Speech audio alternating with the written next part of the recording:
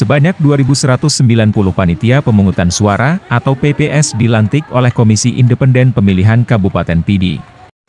Para petugas PPS diminta untuk bekerja secara netral pada pemilu 2024 sesuai fakta integritas yang telah ditandatangani. Pelantikan sekaligus pengambilan sumpah jabatan bagi 2.190 panitia pemungutan suara dalam Kabupaten Pidi berlangsung di Gedung Pidi Convention Center. PPS yang dilantik nantinya bertugas di 730 desa yang tersebar dalam 23 kecamatan di Kabupaten Pidi, masing-masing setiap desa dipilih sebanyak 3 orang.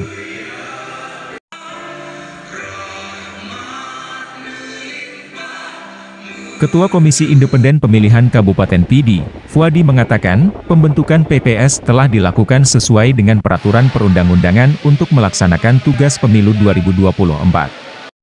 Ia meminta para PPS setelah dilantik untuk segera merekrut petugas Pantarlih dan Sekretariat untuk membantu KPU melakukan validasi data di lapangan.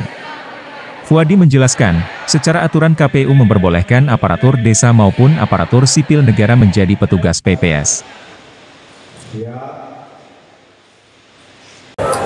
Di dalam Undang-Undang Nomor 7 Tahun 2027, Undang-Undang 7 2017, di dalam PKPU 8 2022 tentang tata cara kerja Badan Ad Hoc, artinya PPK dan PPS, dan Juknis 467.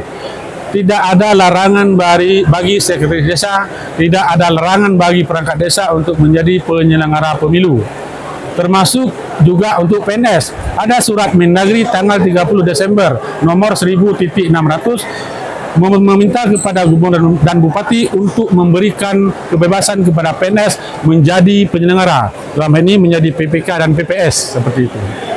Apa kepada PPS, mereka itu betul-betul menjaga amanah ini, menjaga kesempatan ini untuk betul-betul melaksanakan tugas dengan baik dan sesuai dengan peraturan perundang-undangan. Fuadi menambahkan, ada 3 orang petugas PPS gagal dilantik di Kabupaten Pidi, 2 diantaranya merupakan pasangan suami istri. Hal itu dikatakan Fuadi tidak dibolehkan dalam peraturan pasangan suami istri sebagai penyelenggara pemilu. Namun petugas PPS tersebut telah digantikan dengan orang lain yang lulus seleksi dan sebelumnya menempati posisi cadangan. Sementara 1 orang lainnya dinyatakan gugur lantaran mendaftar menggunakan KTP bukan tempat domisili saat ini. Dari Kabupaten Pidi, Rudi Loka melaporkan.